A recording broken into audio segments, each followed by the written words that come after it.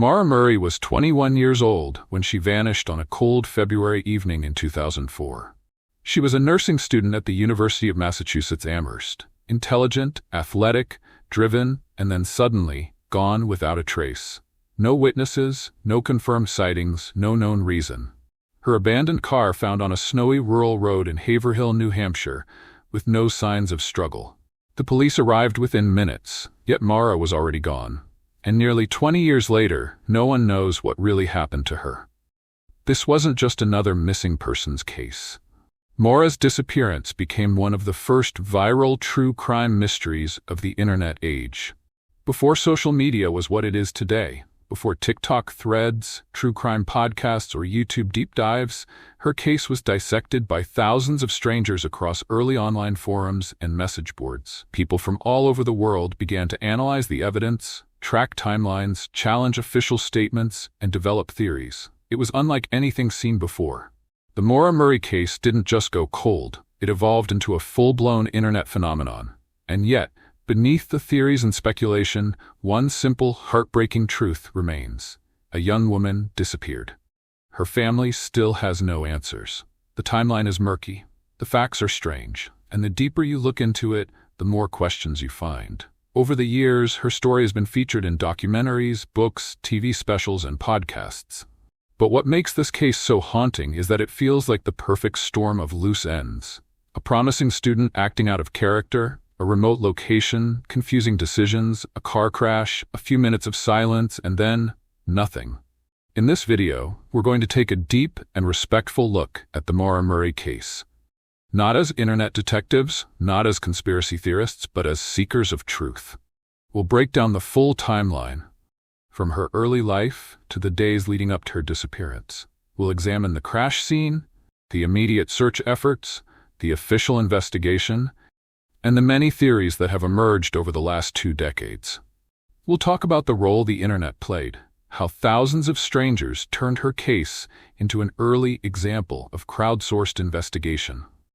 We'll explore how this online obsession shaped public perception, influenced law enforcement, and created a lasting digital legacy around one of America's most enduring mysteries. We'll also reflect on the human side, who Maura was, what we know about her state of mind, and why her family continues to search for answers.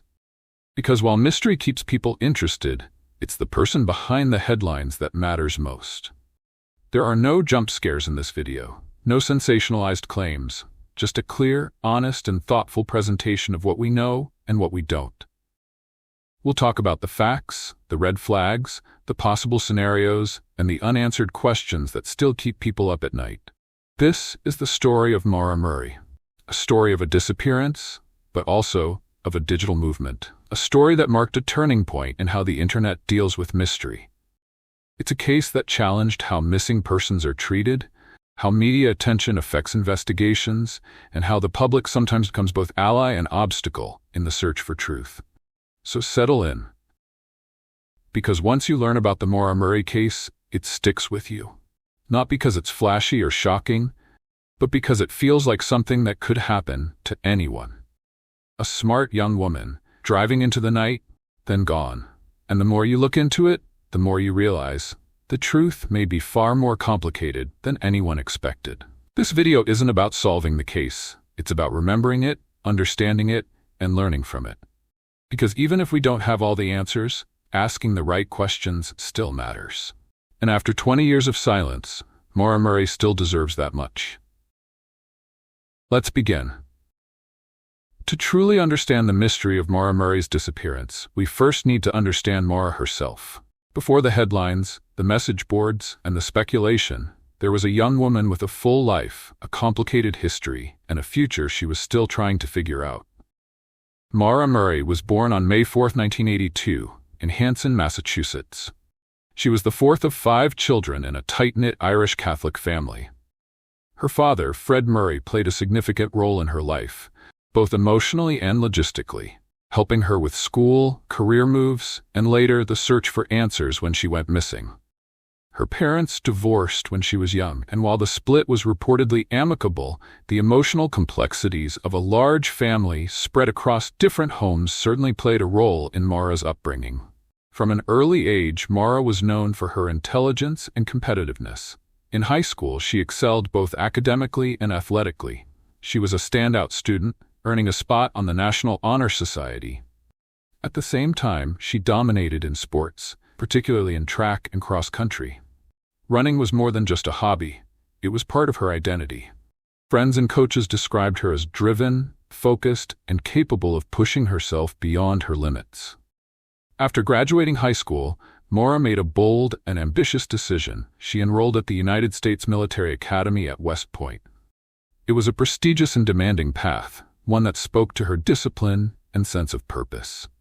But something changed. After about a year and a half, Maura transferred out of West Point and into the nursing program at the University of Massachusetts Amherst.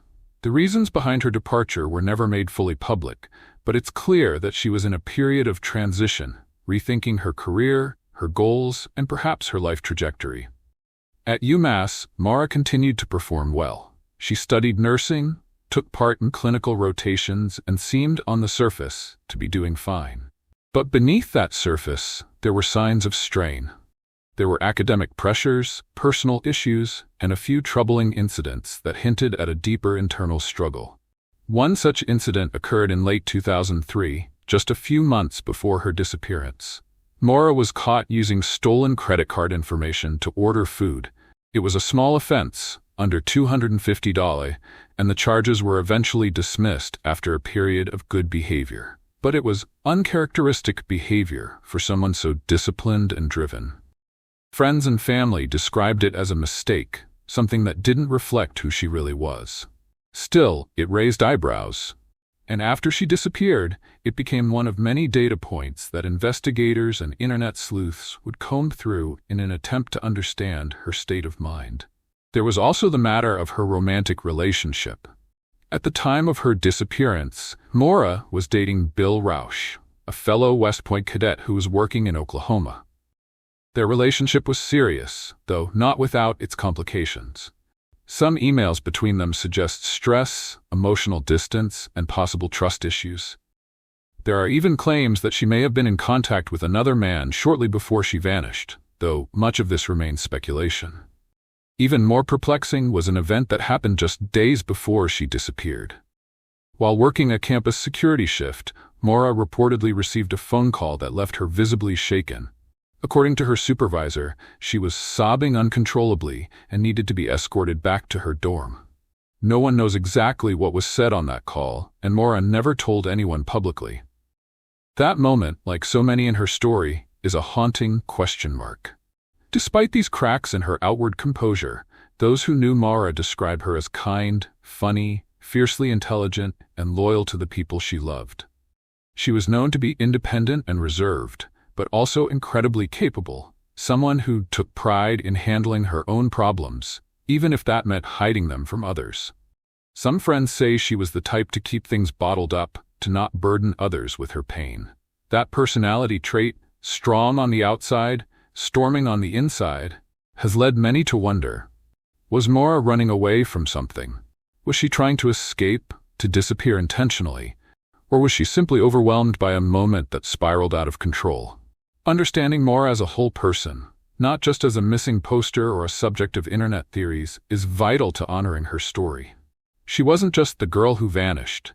She was a daughter, a sister, a student, an athlete, and someone who, like so many in their early 20s, was still figuring out who she wanted to be. And then, just like that, she was gone. In the next part of this series, we'll walk through the timeline of Maura's final days. The unusual actions she took, the mysterious trip she planned, and the crash that left her car stranded on a rural road, never to be seen again. But for now, we remember Maura as more than a mystery. We remember her as a person. In the days leading up to her disappearance, Maura Murray's behavior began to shift in subtle but unmistakable ways. It was a quiet unraveling, one that, at the time, may have seemed like nothing more than the ordinary stress of a college student's life. But in hindsight, those small changes paint a picture filled with tension, confusion, and hidden intent.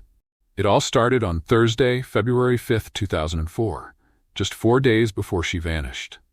That night, Maura was working a shift at her campus security job at UMass Amherst.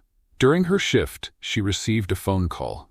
What was said on that call has never been confirmed, but what happened next was unsettling. According to her supervisor, Maura broke down in tears, sobbing uncontrollably and unable to continue working. She was so visibly shaken that her supervisor had to escort her back to her dorm room. When asked about what had happened, Maura only said, "My sister."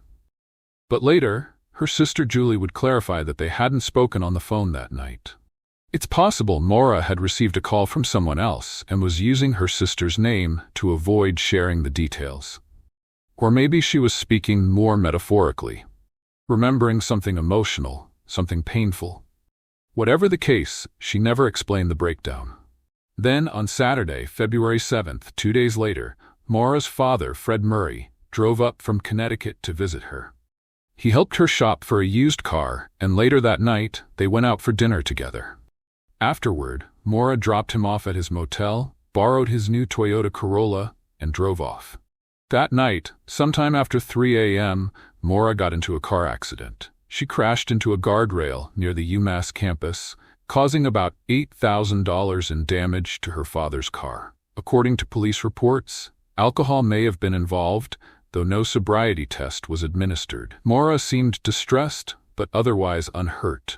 What's important about this incident is not just the crash itself, but what she did afterward. She spoke with her father on the phone and told him not to worry. She promised to handle the insurance paperwork. Everything, it seemed, was under control.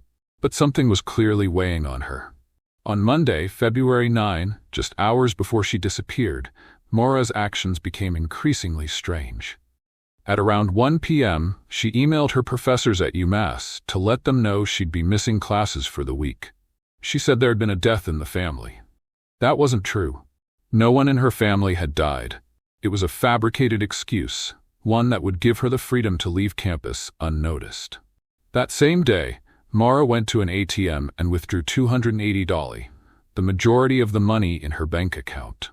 Then, she went to a nearby liquor store and purchased about $40 worth of alcohol, including Bailey's, Kahlua, and Franzia wine.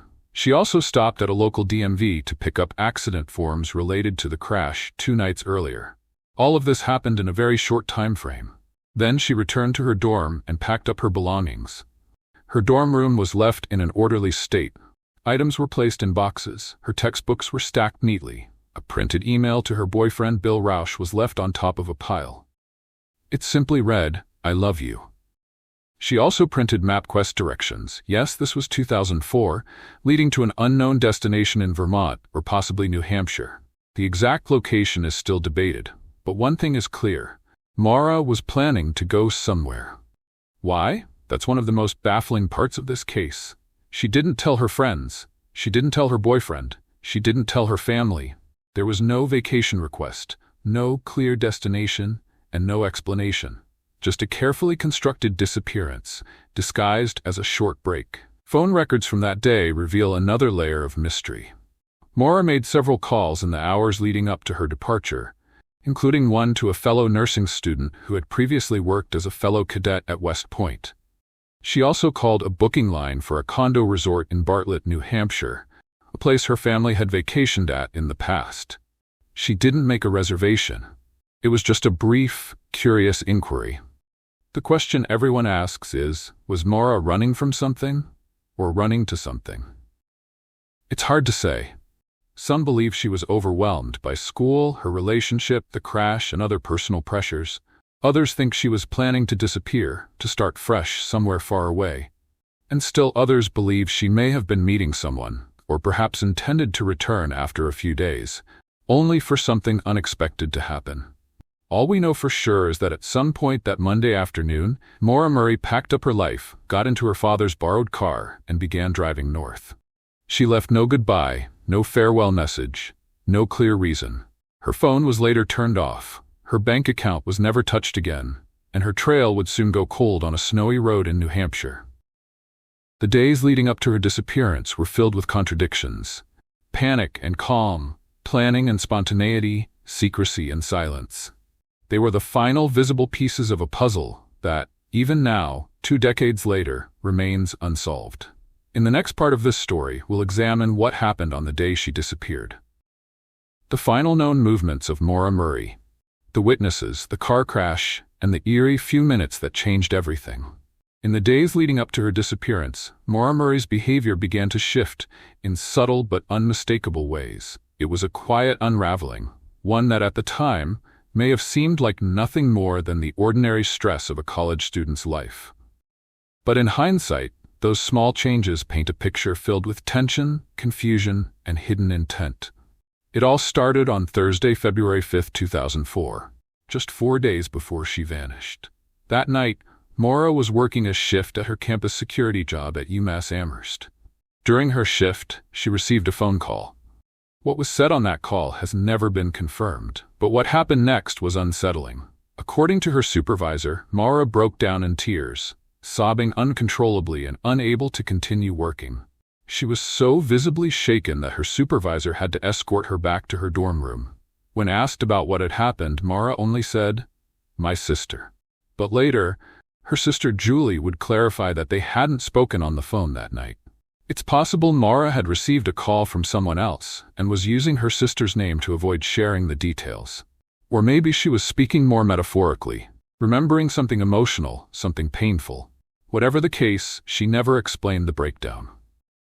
Then, on Saturday, February 7th, 2 days later, Maura's father, Fred Murray, drove up from Connecticut to visit her. He helped her shop for a used car, and later that night, they went out for dinner together. Afterward, Maura dropped him off at his motel, borrowed his new Toyota Corolla, and drove off. That night, sometime after 3 a.m., Maura got into a car accident. She crashed into a guardrail near the UMass campus, causing about $8,000 in damage to her father's car. According to police reports, alcohol may have been involved, though no sobriety test was administered. Maura seemed distressed but otherwise unhurt. What's important about this incident is not just the crash itself, but what she did afterward. She spoke with her father on the phone and told him not to worry. She promised to handle the insurance paperwork. Everything, it seemed, was under control, but something was clearly weighing on her. On Monday, February 9, just hours before she disappeared, Maura's actions became increasingly strange. At around 1 p.m., she emailed her professors at UMass to let them know she'd be missing classes for the week. She said there had been a death in the family. That wasn't true. No one in her family had died. It was a fabricated excuse, one that would give her the freedom to leave campus unnoticed. That same day, Maura went to an ATM and withdrew $280 daily, the majority of the money in her bank account. Then she went to a nearby liquor store and purchased about $40 worth of alcohol, including Bailey's, Kahlua, and Franzia wine. She also stopped at a local DMV to pick up accident forms related to the crash 2 nights earlier. All of this happened in a very short time frame. Then she returned to her dorm and packed up her belongings. Her dorm room was left in an orderly state. Items were placed in boxes. Her textbooks were stacked neatly. A printed email to her boyfriend Bill Rausch was left on top of a pile. It simply read, "I love you." She also printed MapQuest directions. Yes, this was 2004, leading to an unknown destination in Vermont or possibly New Hampshire. The exact location is still debated, but one thing is clear: Maura was planning to go somewhere. Why? That's one of the most baffling parts of this case. She didn't tell her friends. She didn't tell her boyfriend. She didn't tell her family. There was no vacation request, no clear destination, and no explanation. Just a carefully constructed disappearance, disguised as a short break. Phone records from that day reveal another layer of mystery. Maura made several calls in the hours leading up to her departure, including one to a fellow nursing student who had previously worked as a fellow cadet at West Point. She also called a booking line for a condo resort in Bartlett, New Hampshire, a place her family had vacationed at in the past. She didn't make a reservation. It was just a brief, curious inquiry. The question everyone asks is, was Maura running from something or running to something? It's hard to say. Some believe she was overwhelmed by school, her relationship, the crash, and other personal pressures. Others think she was planning to disappear, to start fresh somewhere far away. And still others believe she may have been meeting someone, or perhaps intended to return after a few days, only for something unexpected to happen. All we know for sure is that at some point that Monday afternoon, Maura Murray packed up her life, got into her father's borrowed car, and began driving north. She left no goodbye, no farewell message, no clear reason. Her phone was later turned off, her bank account was never touched again, and her trail would soon go cold on a snowy road in New Hampshire. The days leading up to her disappearance were filled with contradictions: panic and calm, planning and spontaneity, secrecy and silence. They were the final visible pieces of a puzzle that, even now, 2 decades later, remains unsolved. In the next part of this story, we'll examine what happened on the day she disappeared, the final known movements of Maura Murray, the witnesses, the car crash, and the eerie few minutes that changed everything.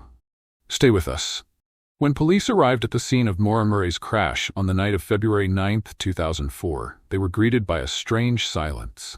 The black Saturn sat facing the wrong direction on Route 112 in Haverhill, New Hampshire.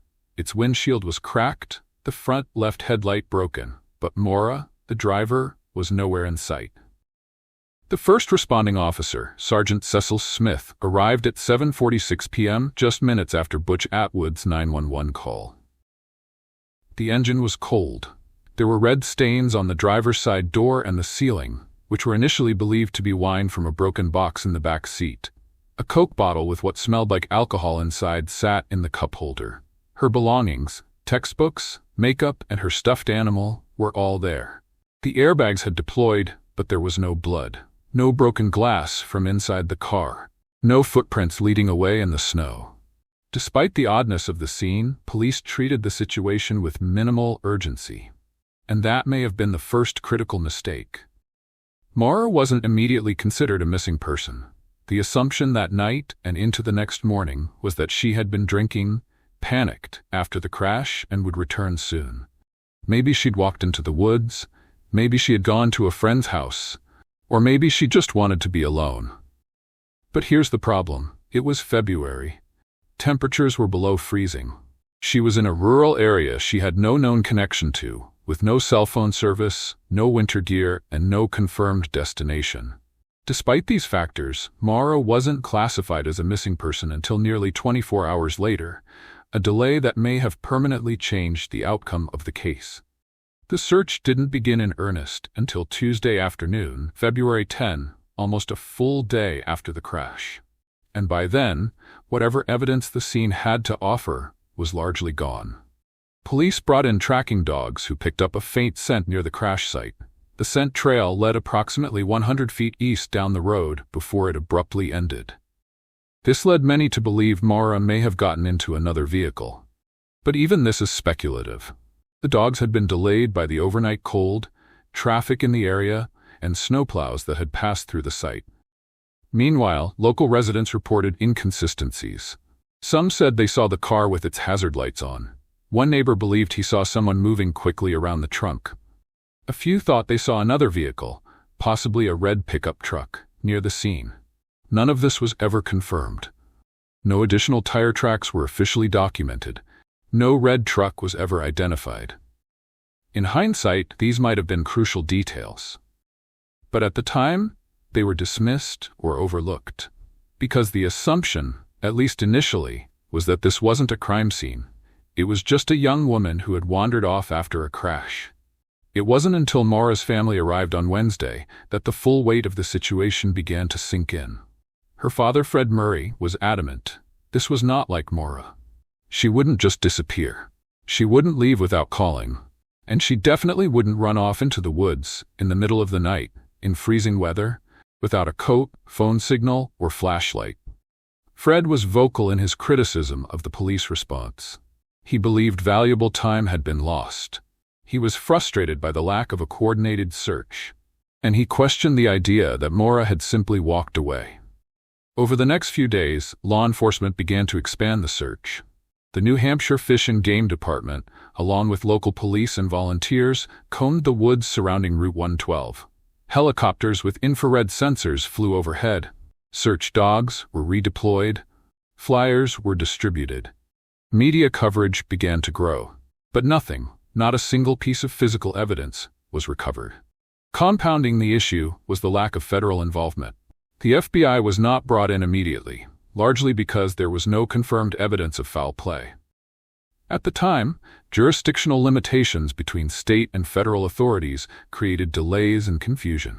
Without a body, a suspect, or any sign of a crime, the case remained technically non-criminal, what's often called a non-criminal missing adult case. This classification, while technically accurate under protocol, severely limited the tools available to investigators in those first few days. It wasn't until a week later that the case began to be treated with more seriousness. But by then, the trail was cold, literally and figuratively. Snowfall had obscured footprints and any physical evidence that might have existed. Security footage from nearby businesses had been erased. Vehicles seen in the area had come and gone. Witness memories began to fade. Another missed opportunity was the handling of the crash site itself. Maura's car was quickly towed without a full forensic examination. To this day, it's unclear whether fingerprints were taken or whether the vehicle was tested thoroughly for signs of foul play. Investigators assumed it was a simple single-car accident. That assumption may have blinded them to other possibilities. And so within just a few critical hours, the chance to find Maura, or even understand what had happened, began to slip away. In many ways, the immediate aftermath of Maura's disappearance is as mysterious as the disappearance itself. A series of assumptions led to slow responses. A lack of urgency created irreversible delays, and small decisions, each one seemingly insignificant at the time, added up to one of the most frustrating cold cases in American history. It's easy to criticize in hindsight, but in missing persons cases, time is everything. And once time is lost, it can almost never be recovered. In the next section, we'll explore the red flags and theories that began to emerge online and offline. From the possibility of foul play to rumors of staged disappearances and sightings in Canada, we'll take a closer look at the many explanations people have offered to explain the one question that still haunts everyone involved. What happened to Maura Murray? In the days, weeks, and eventually years that followed Maura Murray's disappearance, the case evolved into something far larger than a missing person investigation. It became a mystery without an ending, a jigsaw puzzle with too many missing pieces. With no definitive evidence, no confirmed sightings, and no leads that ever panned out, people began to ask, what really happened to Maura Murray? Almost immediately, speculation took over. And as more time passed, the theories only multiplied. Let's begin with the most common, and perhaps the simplest, possibility. Maura ran away. Some believe Maura had reached a breaking point. She was dealing with personal pressure, academic stress, a possible legal issue involving a stolen credit card, and relationship troubles with her boyfriend. There was the emotional phone call at work just days before, the strange packing of her dorm room, the email to professors about a non-existent family emergency, and the sudden road trip with no explanation. These details led some to suggest that Maura may have planned to disappear, intentionally and on her own terms. There's even speculation that she had help, that she arranged to meet someone, possibly in another vehicle, and staged the car crash as part of a carefully orchestrated exit. The fact that her scent trail ended abruptly near the crash site added fuel to this theory. Maybe she got into another car. Maybe she started a new life elsewhere, far away from her problems. But if that were true, why hasn't she been seen or heard from in nearly 2 decades? No financial activity, no confirmed sightings, no contact with anyone in her family, not even anonymously. The voluntary disappearance theory may explain the immediate circumstances, but it struggles to explain the absolute silence that followed. On the opposite end of the spectrum is a darker possibility: foul play. Perhaps Maura was picked up by a stranger or even someone she knew, and something happened. A few local residents reported seeing a red truck near the scene that night, though it was never identified. Others claimed to see a man outside the Saturn, or someone walking away quickly. While these accounts were inconsistent and never officially corroborated, they remain one of the few threads investigators and online sleuths continue to pull. The location of the crash, a remote, poorly lit road in a small New Hampshire town, was ideal for a crime of opportunity. Some theorize that Maura accepted help from someone passing by, perhaps thinking she had no other choice. Others suggest she may have met someone there intentionally, perhaps someone she trusted, only for the situation to take a tragic turn. Then there's the possibility of suicide. While less commonly believed, some suggest that Maura was emotionally overwhelmed and may have gone into the woods with the intention of taking her own life. The strange behavior in the days before, the erratic decisions, and the alcohol in her car have all been used to support this theory. However, extensive searches of the surrounding forest, some lasting years, have turned up nothing. No clothing, no bones, no belongings. And as any search and rescue expert will tell you, the likelihood of finding some trace of a person who passed away just 100 yards from their vehicle is extremely high, especially after 2 decades. The lack of any physical remains seriously challenges the suicide in the woods theory. Still, it remains on the table. As Maura's disappearance gained attention, the case began to spread online, attracting the attention of amateur detectives, true crime enthusiasts, and conspiracy theorists alike. Long before Reddit became a hub for mystery discussion, early message boards like web sleuths and MySpace groups began dissecting every known detail of Maura's case.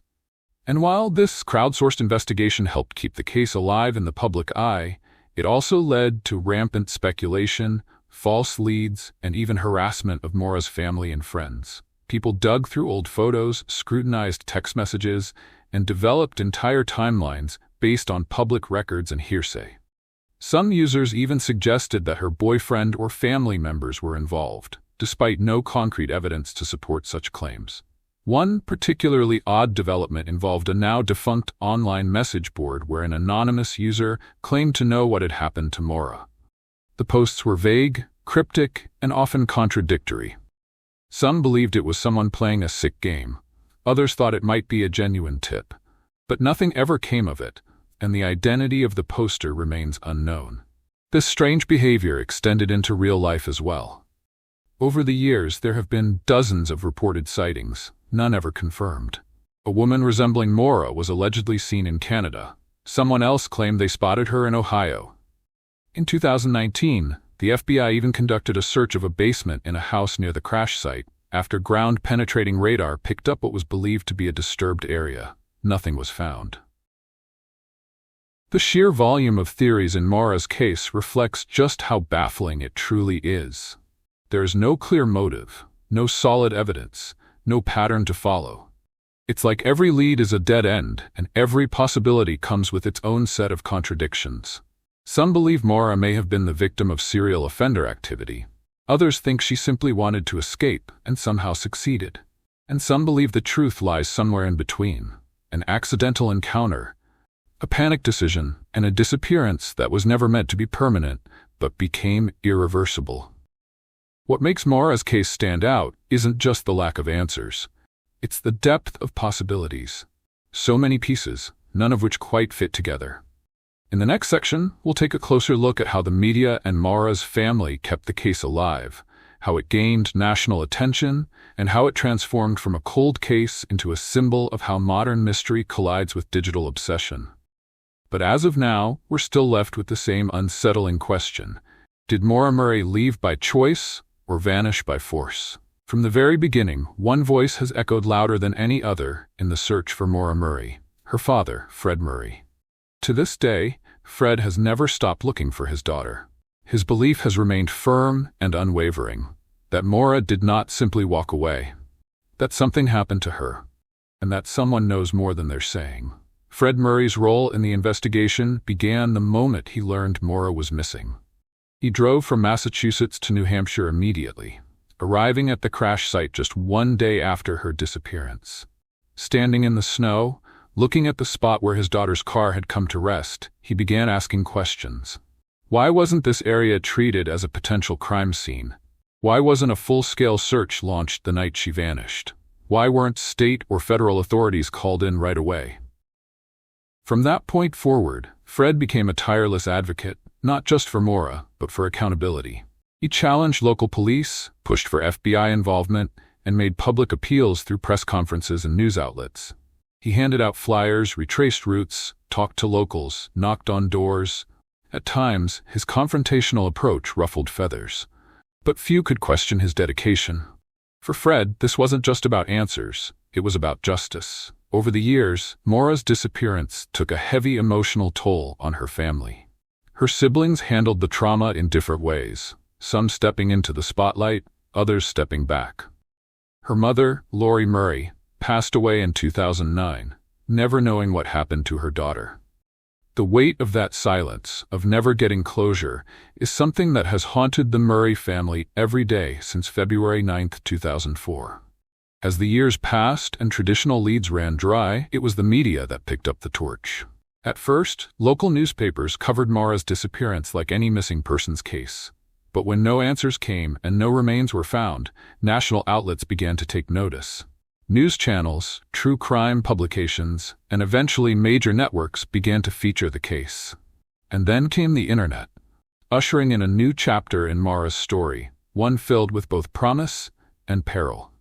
In 2015, the Missing Maura Murray podcast launched, hosted by Lance Renstierna and Tim Pillari. The podcast took a journalistic and often skeptical approach to the case, digging deep into the timeline, exploring theories, and interviewing key figures. Over the years, it became a defining piece of the case's digital legacy, drawing in listeners from around the world and keeping Maura's name alive. The podcast also helped humanize Maura. Instead of being seen only as a mystery or a statistic, she was reintroduced as a full person. A daughter, a student, someone with goals, flaws, and a life that mattered. But the growing public interest also came with unintended consequences. As the case gained momentum in online communities, it attracted thousands of amateur sleuths, conspiracy theorists, and true crime enthusiasts. Facebook groups and Reddit threads sprang up. Videos analyzing grainy photos of the crash site circulated. Some people began speculating not just about Maura's fate, but about her family's motives, personal history, and supposed secrets. Fred, in particular, became a target. Some online users accused him of withholding information. Others twisted his public appearances into evidence of guilt. There were even people who tracked his movements, recorded him without permission, and posted misleading videos online. While much of the public attention came from a place of genuine concern and curiosity, it's also true that media obsession can blur the line between advocacy and exploitation. The explosion of online content about the case has led to both clarity and confusion. For every well-researched article or thoughtful video, there are 10 more that recycle misinformation, present speculation as fact, or insert baseless accusations into the narrative. This noise has made it harder for authorities, and even Maura's family, to separate genuine leads from digital distractions. On the other hand, there have been positive outcomes from media coverage. The continued visibility of the case has kept pressure on law enforcement and helped prevent the case from going completely cold. It has sparked conversations about how missing persons cases, especially involving young women, are handled in the early hours. It has also inspired other families of the missing to speak out, to advocate, and to demand more from the systems meant to protect them. Maura's story even became the subject of a multi-part TV documentary series in 2017, aired on Oxygen. The show attempted to retrace her steps, interview surviving witnesses, and offer new perspectives on the case. It brought fresh attention to the story, and in the process helped reframe it, not just as a mystery, but as a failure of process, one where assumptions, delays, and missed opportunities may have cost Maura her chance at being found. Throughout it all, Fred Murray has remained a central voice. He's called for new searches. He's challenged the idea that Maura simply vanished on her own. He has met with investigators, pressed for evidence to be released, and spoken candidly about his grief and frustration. His persistence has been both inspiring and heartbreaking. To this day, he still believes Maura was the victim of foul play, and he still believes someone out there knows the truth. Media coverage has made Maura Murray a household name in the true crime community. But her story is more than a case study. It's a family's ongoing nightmare, a reminder that behind every mystery is a real human being, and behind every headline is a family searching for answers. In the next section, we'll explore how the internet's obsession with Maura's case, from podcasts and YouTube videos to Reddit investigations, transformed her disappearance into what some call America's first viral mystery. But before we move forward, let's not forget what this is all really about. Not theories, not views, not algorithms. It's about a young woman who never came home, and a family that still hopes she will. By the late 2000s, the disappearance of Maura Murray had already become one of the most discussed unsolved cases in America. But something happened in the decade that followed, something no one could have predicted when Maura first vanished in 2004. Her case didn't just stay in the public eye. It exploded into forums, YouTube videos, Reddit threads, podcasts, and endless online speculation. Maura Murray didn't just become a missing person. She became what many now call the first true crime case of the internet age. And with that title came both remarkable crowdsourced attention and serious ethical concerns. It started with message boards like web sleuths, where amateur investigators picked apart every piece of public evidence. Users would build detailed timelines, analyze news clippings, and compare contradictory witness statements. Entire threads were dedicated to reinterpreting the layout of the crash site, exploring local crime reports, and even matching weather conditions with search dog behavior. Soon, Reddit became the epicenter of the case's online activity. Communities like r/Maura Murray and other true crime subreddits brought thousands of users into the conversation. And from the outside, it could seem like a collaborative detective effort, strangers pooling brainpower to make sense of a mystery. But as the case gained traction, the line between helpful insight and harmful speculation began to blur. Some users treated the mystery like a game. Others began speculating not just about Maura, but about her family, her boyfriend, even unrelated locals, often without evidence and sometimes using full names and locations. People dug up old MySpace photos, tracked down former friends, and examined property records of nearby homes. The open, anonymous nature of the internet allowed anyone to post theories, no matter how baseless or invasive they were. And as YouTube's algorithm started favoring true crime content, the Maura Murray case became clickable content. Some videos were thoughtful, even investigative, but many others leaned on sensationalism. Thumbnails with Maura's face under bold found text, or titles promising shocking new clues that weren't backed by fact. In some cases, creators inserted themselves into the story, visiting the crash site, filming eerie reenactments, or even approaching locals unannounced. This explosion of interest raised serious ethical questions. Was this truly about finding justice for Maura, or had it become entertainment? On one hand, it's undeniable that online sleuths helped the case in some ways. They kept it alive. When traditional media moved on, the internet kept asking questions. Theories that might have been dismissed by police were explored in detail online. People uncovered old documents, compared reports, and flagged contradictions in official narratives. Some even conducted on-the-ground searches, raising funds and awareness that local authorities couldn't match. There's also the broader impact. The case sparked discussion about how missing persons investigations are handled, especially in the crucial first 24 hours. It inspired other families to speak out, and it taught the public to ask harder questions. But for every thoughtful researcher, there were trolls, hoaxers, and self-appointed detectives who crossed the line, sometimes cruelly. Maura's family has faced direct harassment. Her father, Fred, was followed by strangers with cameras. Her sister, Julie, has had to combat wild theories about her role in the case. Even friends from Maura's past have received anonymous messages accusing them of hiding the truth. At one point, users on a now-defunct forum falsely accused an innocent man of being involved in Maura's disappearance, leading to real-world consequences. The ethical debate comes down to this: when does curiosity become exploitation? And who, if anyone, has the right to investigate a private tragedy in the public square? Some argue that internet detectives are filling a gap left by overwhelmed law enforcement, that they're modern-day citizen journalists, fueled by empathy and driven by the desire for truth. And in some cases, they're right. There have been instances in other cold cases where online communities did uncover vital clues or apply pressure that led to breakthroughs. But others warn that too much noise can drown out real leads, that online speculation often leads nowhere, but damages lives in the process, and that the nature of these communities, anonymous, fast-moving, and attention-driven, makes them vulnerable to misinformation, conspiracy, and obsession. In Maura's case, all of this has been true. The online obsession with her story helped turn a forgotten file into a national conversation. But it also turned her into a symbol, a subject of analysis, debate, and content. And in doing so, it's easy to forget that Maura was a real person. That her family lives with this grief every single day. And that behind every internet theory is the silence of someone who hasn't come home. Over the years, Fred Murray has expressed mixed feelings about the online activity surrounding Maura's case.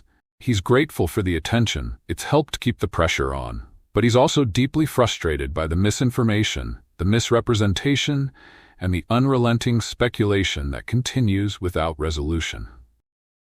Today, as newer cases go viral and newer names enter the spotlight, Maura's story still lives in the corners of the internet.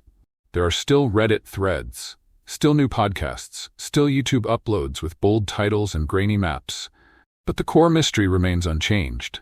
No confirmed sightings, no evidence of foul play, no confession, no remains. Only the same question that's been asked since February 2004. Where is Maura Murray? In the next section, we'll reflect on what her case tells us, not just about law enforcement and media, but about ourselves. Why are we so drawn to stories like Maura's? And how do we balance the need for answers with the responsibility to protect those who are still waiting? It's been over 2 decades since Maura Murray vanished on a cold winter night in rural New Hampshire. And yet, despite all the theories, all the media attention, and all the countless hours poured into her case, the most haunting truth remains unchanged. There are no confirmed sightings, no suspects, no definitive evidence, and still, no closure. But the search for answers hasn't stopped. In fact, in recent years, the Maura Murray case has seen moments of renewed focus. New searches, new technologies, and renewed hope, though always followed by the same frustrating silence. One of the most significant developments came in 2019, when authorities, prompted by tips and private investigation, conducted a search of a basement at a private residence not far from where Maura's car was found. The tip had originated online from someone who claimed the house might have been connected to her disappearance. A ground-penetrating radar scan reportedly detected a possible anomaly beneath the concrete. Excitement spread quickly. Could this finally be it? Could the basement hold the answers buried for years? But when investigators dug into the site in April 2019, they found nothing. No remains, no evidence, just a basement. Another promising lead, exhausted and empty. Still, the search reflected a growing willingness to revisit the case, not just by internet sleuths, but by law enforcement itself. The New Hampshire State Police, long criticized for their handling of the initial investigation, reopened parts of the case in the 2010s. And eventually, the FBI became involved. While the FBI's role has largely remained behind the scenes, its inclusion marked a shift in tone. The case was no longer just a local cold case. It was now recognized at the federal level as an enduring mystery with national interest. In 2021, the FBI's Violent Criminal Apprehension Program (VCAP) officially added Maura's case to their National Missing Persons Database. This gave investigators across state lines access to the case details, enabling comparisons to unidentified remains, reported sightings, or other open cases that may somehow link back to Maura. For her family, it was a welcome but bittersweet milestone. It meant the case had national visibility, but it also confirmed what they had feared all along, that Maura's disappearance was no longer a temporary mystery, but an unsolved cold case, possibly without answers. To this day, no physical evidence has ever been recovered that confirms what happened to Maura after the night of February 9, 2004. Not a single item of clothing, no cell phone, no bank activity, no eyewitness who has come forward with a credible account. Despite multiple searches of the woods around Route 1 and 12, helicopter sweeps, dive teams exploring nearby bodies of water, and dog tracking efforts, Maura's trail ends exactly where it began, at the side of the road, in the snow, with her damaged Saturn and no trace of where she went. The lack of evidence has kept every theory alive, and in some ways, that's made the case even harder to solve. If there had been blood, if there had been a weapon, if someone had confessed, then at least the case could move forward. But instead, the facts remain frozen in time. Law enforcement has publicly stated that Maura's case remains an active investigation, and while they've been reluctant to share details, often citing the need to protect the integrity of the case, they have confirmed that leads continue to come in, even now. Each year, tips are reviewed. Each year, new people claim to have information. And each year, the Murray family continues to hope, but not expect, answers. Over the years, other high-profile missing persons cases have come and gone. Some were solved miraculously, others ended in heartbreak, and a few, like Maura's, still drift in limbo. But her case continues to resonate, in part because of how suddenly it happened. No long pattern of abuse, no dramatic confrontation, just one moment, a crash, and then she was gone. In 2024, the 20th anniversary of Maura's disappearance, her family held a small, private memorial near the crash site. They placed flowers, they spoke quietly, they thanked supporters, and once again they asked for anyone with information, no matter how small, to come forward. Because sometimes that's all it takes. One person, one memory, one clue. And though 20 years have passed, the Murray family believes that day could still come. Today, Maura Murray's name is etched into the landscape of American true crime, not just because of what happened to her, but because of what her story has come to represent. It's a case study in early missteps, in media attention, both helpful and harmful, in the power and chaos of the internet.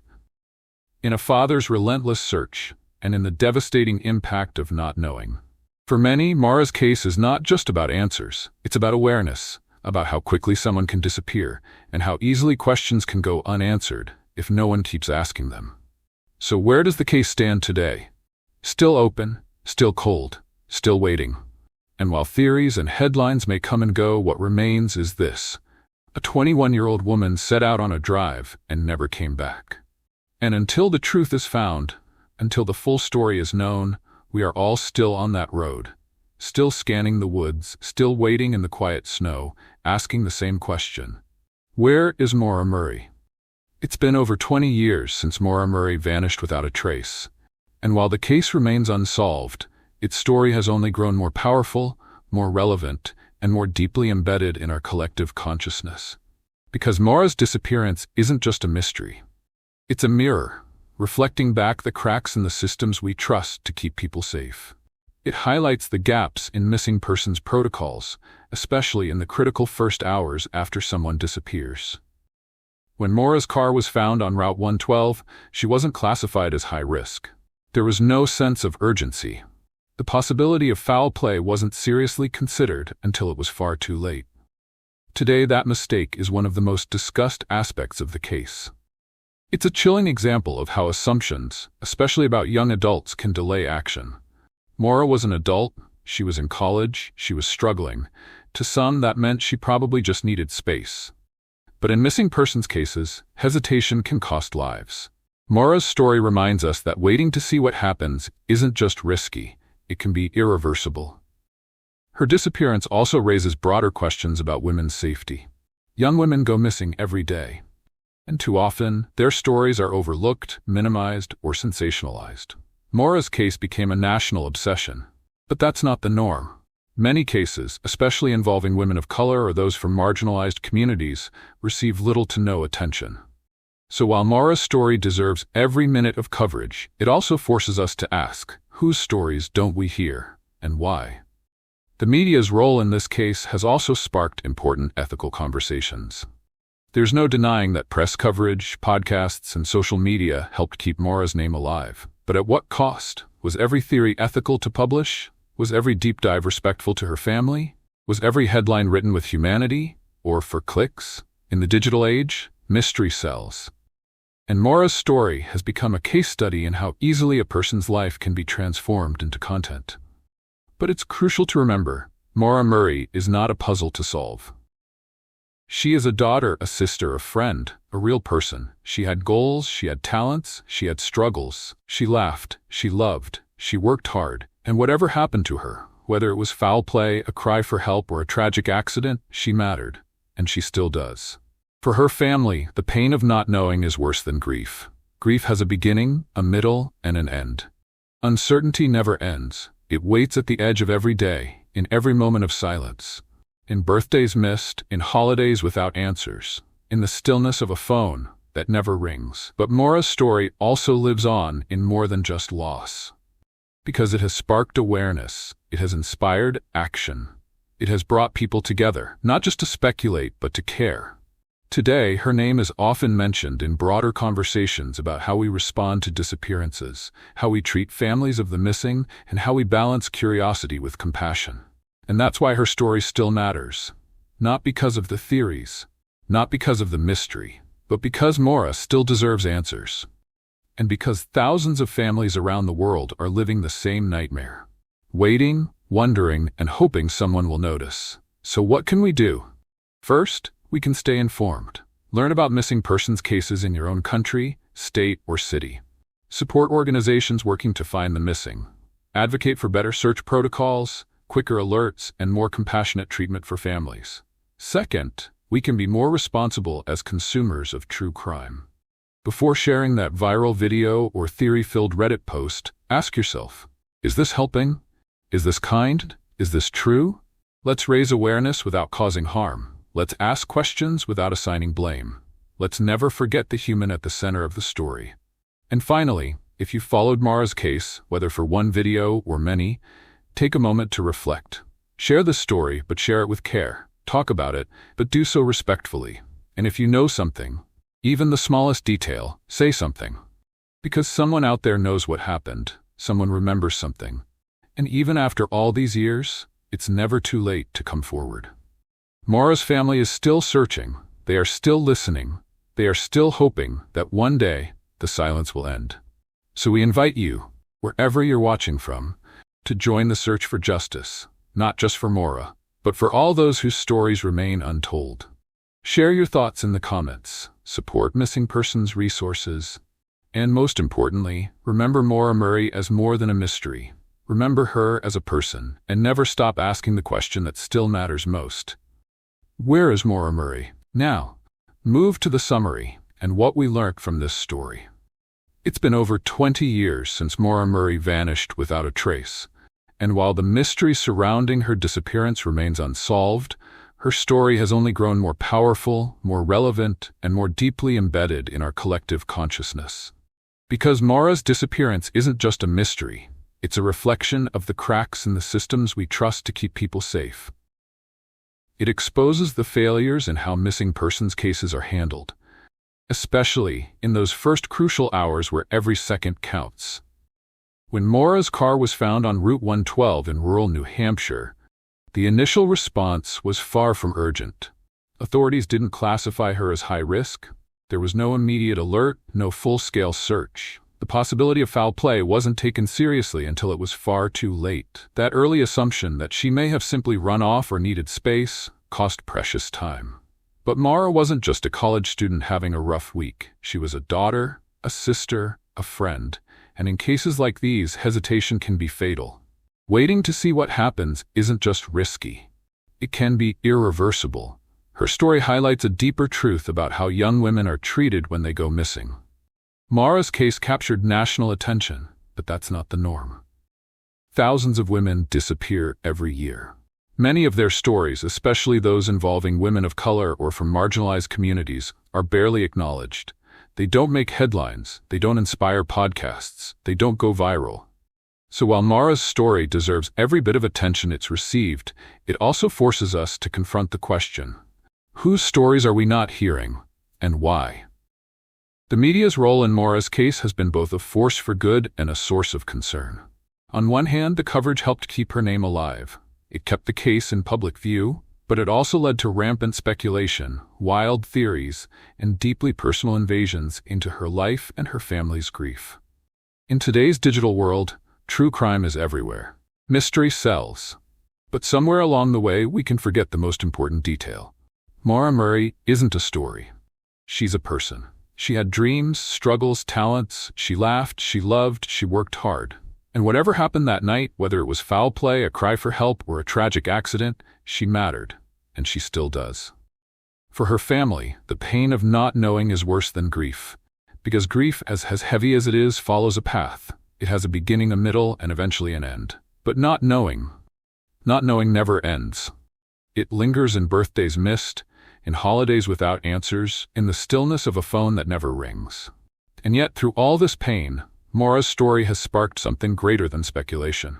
It's inspired awareness. It's encouraged change. It started conversations, not just about her case, but about how we treat all missing persons cases, how quickly we act, how we support families, and how we as a society balance curiosity with compassion. So what can we learn from Maura's disappearance? And more importantly, what can we do? First, we can push for change in how missing persons cases are handled. No more assumptions, no more waiting. Every missing person deserves immediate action, regardless of age, gender, or background. Second, we can be more thoughtful in how we consume true crime content. Before sharing a theory or a headline, ask, is this helping? Is this kind? Is this true? Let's keep the focus on awareness, not exploitation. Third, we can demand equity in coverage. Every missing person matters, not just those whose stories go viral. Let's uplift voices that are too often ignored. And finally, we can keep Maura's name alive, but not as a puzzle to solve, as a person. A reminder, a call to action. If you followed Maura's case, whether through one video or many, take a moment to reflect. Share her story, but share it with care. Talk about it, but do so with respect. And if you know something, even the smallest detail, say something. Because someone out there knows what happened. Someone remembers something. And even after all these years, it's never too late to come forward. Maura's family is still searching. They are still listening. They are still hoping that someday, the silence will end. So wherever you're watching from, you are part of this story now. Use your voice, support missing persons organizations, and above all, never forget who Maura Murray was. Not just a face on a poster, but a life worth remembering. A life still waiting for answers, a name that still matters, and a question that still echoes. Where is Maura Murray?